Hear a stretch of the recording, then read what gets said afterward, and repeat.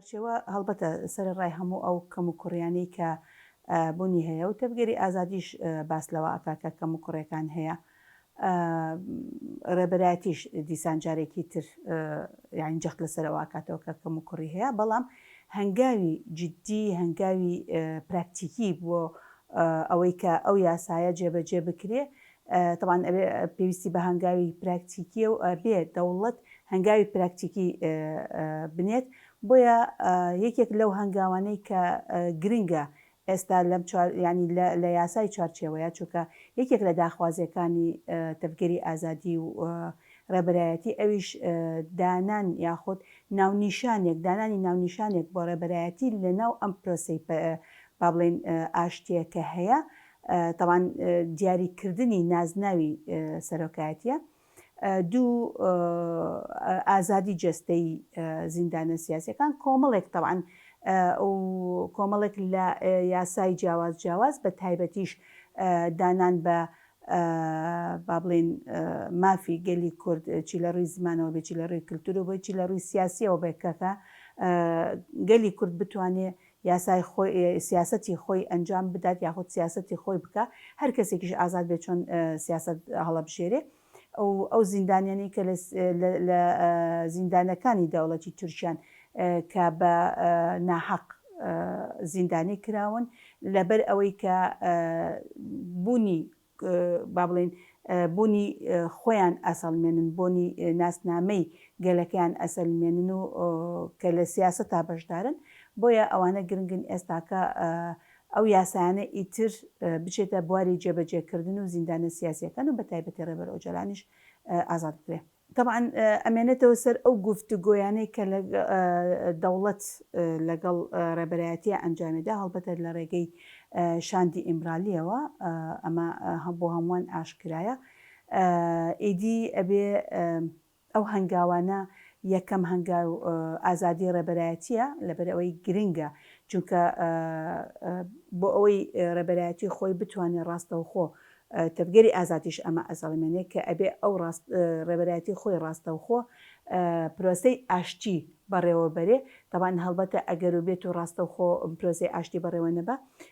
دەستی یاخود بە شێوازێکی کەم و کوڕی ئەگاتە تەبگەری ئازادی و ئەگاتە هەموو گەل بۆیە گرنگە ئازادی ڕێبەرایەتی ئەوە هەنگاوێکی گرنگە بۆ ئەوەی جێبەجێ بکرێت تاکو بتوانێت پرۆسە ئاشتیەکە بە شێوازێکی ڕاستەوخۆ بە شێوازێکی تۆکمە بەڕێوە بچێ. هەڵبەتە لە یاسای چوارچێوە گرنگە کۆمەڵێک شت بوونی هەبێ بە تایبەتی بۆ گەلی کورد مافەکانی گەلی کورد لە ناو یاسای چوارچێوەدا بچەسبێ بە تایبەتی ئێمە نەک تەنها مافی گەلی کورد ئێمە بێجگە لە ئەوە لە ناو گەلانی تورکیا کۆمەڵێک گەلی تریش هەیە کە گەلی چاوساون یعنی ئەم یاسای چوارچێوە تەنها لە چوارچێوەی گەلی کوردان نییە بەڵکو لە چوارچێوەی گەلانی تورکایە بە تایبەتی کۆمەڵگەی کوردیش لە ناو ئەو کۆمەلگا گەورەیە بتوانێت کە بە شێوازێک لە شێوازەکان هەموو ئەو پێداویستیە کللتوری و زمانی و ئاینی و تەنانەت چۆن بڵێ بتوانێت کە ئەمانە هەمووی بخاتە ناو ئەوەی کە بتوانێت بەڕێوەی ببە بۆ نمونە زمانی کوردی مافی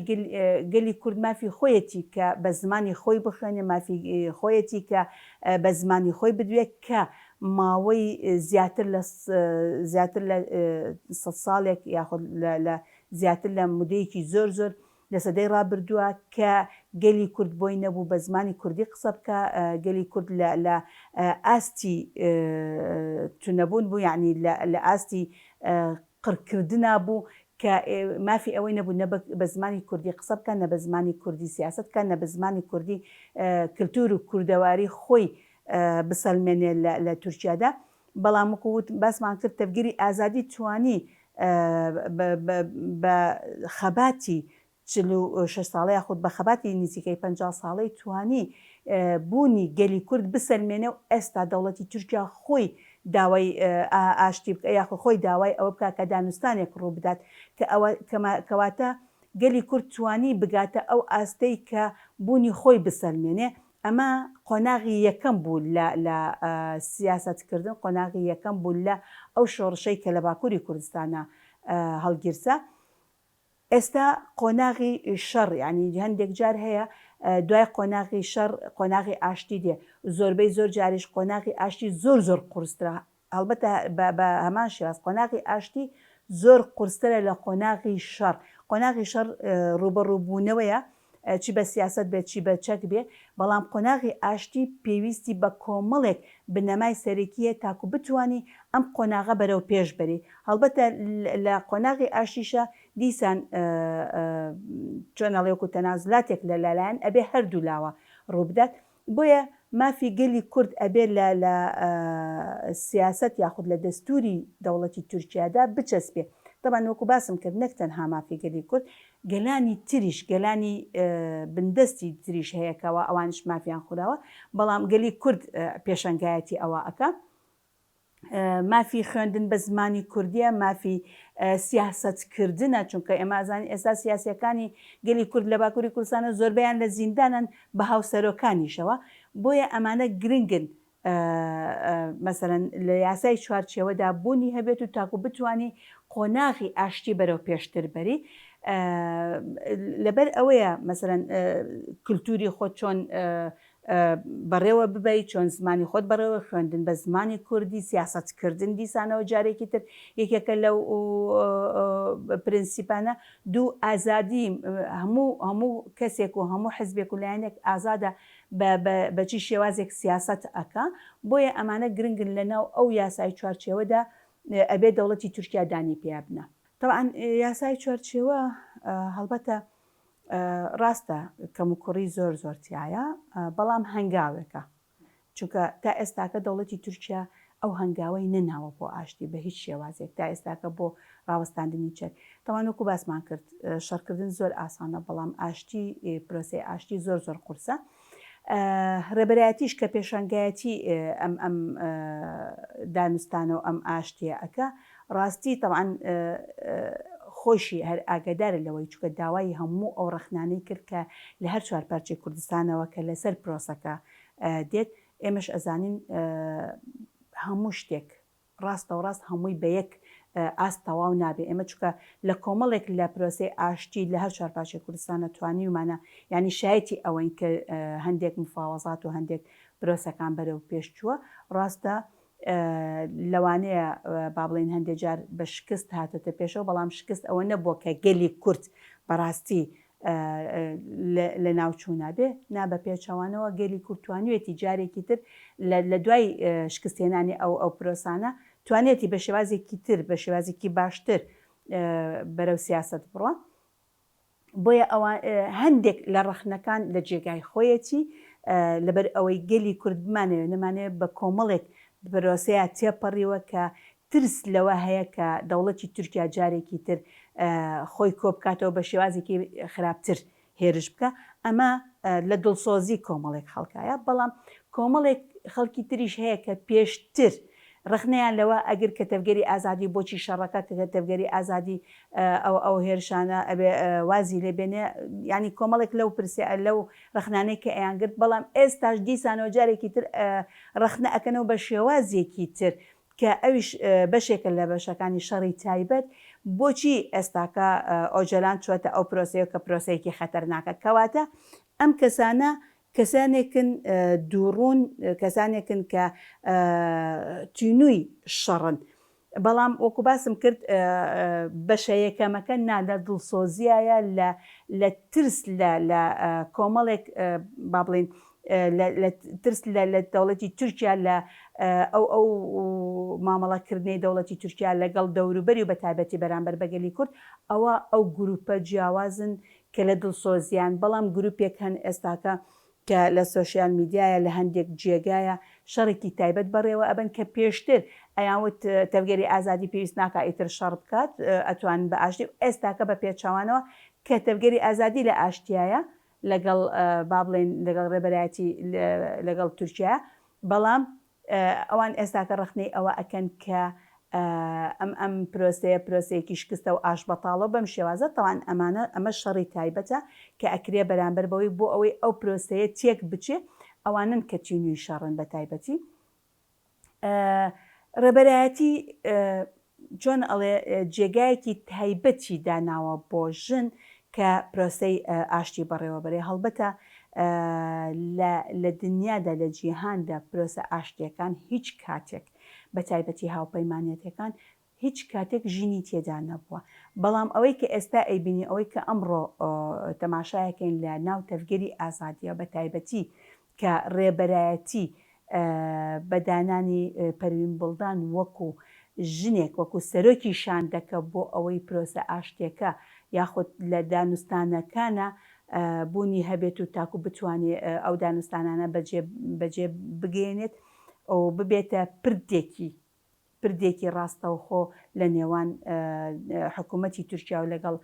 ڕێبەرایەتیە و تەنانەت لە هەر چوار پارچەی کوردستانیشە لەگەڵ هەموو حزبەکان و لایەنە سیاسیەکانی هەر چوار پارچەی کوردستانە کە ژن پێشەنگایەتی ئەو پرۆسەیە بکە بە تایبەتی کە بینیمان ئەوانەی کە هاتنیش بۆ باشووری کوردستان لەیلا زانا بوو پەروین بوڵدان بوو چەند جارێک کەواتە ژن جێگایەک مەکانەتێکی تایبەتی لە ناوتەفگەری ئازادی و بە تایبەتی لا ڕێبەرایەتی هەیە بۆیە ئەزانن کە ژن ئەگەر بێوێ ئەگەر ژن ئەتوانێ کە پرۆسەی ئاشتی بە عقارێکی جیاوازتر بەرێ لەبەرێ مازانین ینی ئەمە ڕخنەیەک نییە بۆ پیا و بەڵکو بۆ مەسەلەی عەقڵەتی دەسەڵاتدارێتی کە ئەمە لە لای ژنان نییە بۆیە ینی ئەمە هەنگاوێکی زۆر جیاوازە کە گەلی کورد ڕاستی جێگای تایبەتی ژن ئەتوانێت بەڕێوەبەرایەتی بەرێ هەر وەکو جاران چۆن لە خوداوەندی دایکا ژن